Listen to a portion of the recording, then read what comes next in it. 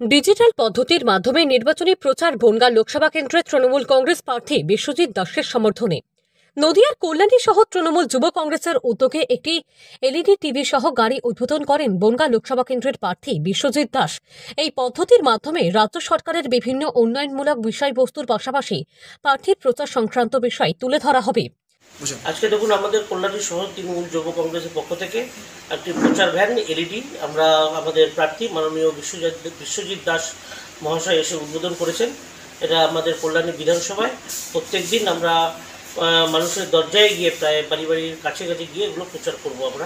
উল্লেখ্য, নির্বাচনের ঘণ্টা বেজে গিয়েছে ইতিমধ্যেই। রাজ্যের 2 দফার ভোট ইতিমধ্যেই সম্পন্ন হয়েছে। এখনো গুরুত্বপূর্ণ প্রায় সমস্ত জায়গাতেই নির্বাচন রয়েছে বাকি। তবে তার আগেই বিভিন্ন রাজনৈতিক দলের প্রার্থীরা যে যার নিজের মতো করে দলীয় কর্মী সমর্থকদের সঙ্গে নিয়ে নির্বাচনী প্রচার চালাচ্ছেন জোর কদমে। কেউ গাছ লাগিয়ে, কেউ বা হুটখোলা জিপে, কেউ বা বিভিন্ন নতুনত্ব পদ্ধতিতে নির্বাচনী প্রচার চালাচ্ছেন।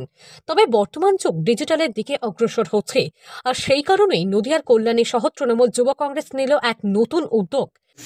এটাতে আমাদের বিভিন্ন জনমুখী প্রকল্প মমতা ব্যানার্জির এবং অভিষেক ব্যানার্জির যে জনমুখী প্রকল্পগুলো এবং বিশ্বজিৎ দাসের কর্মসূচি এগুলো আমরা মানুষকে বোঝাবো, আমাদের এগুলোই আমরা দেখাবো ভিডিওতে। দেখুন এখন ডিজিটালের যুগ, এখন মানুষ যেটা প্রথমে দেখে সেটাই বিশ্বাস করে। তা আমরা বিশ্বাসের জায়গায় যাচ্ছি না, আমরা এটা বাস্তবে করে দেখাচ্ছি যে আমরা তথ্যচিত্রগুলো তুলে ধরতে চাই মানুষের সামনে। ডিজিটালকে সঙ্গে নিয়েই তারা চালাচ্ছে নির্বাচনের প্রচার।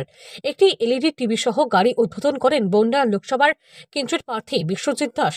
ওই গাড়িতে লাগানো এলইডি স্ক্রিনে দেখানো হবে রাজ্য সরকারের বিভিন্ন উন্নয়নমূলক বিষয়বস্তু।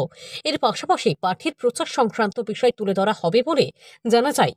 নদিয়া থেকে মৈনাক দেবনাথের রিপোর্ট, লোকাল 18 বাংলা।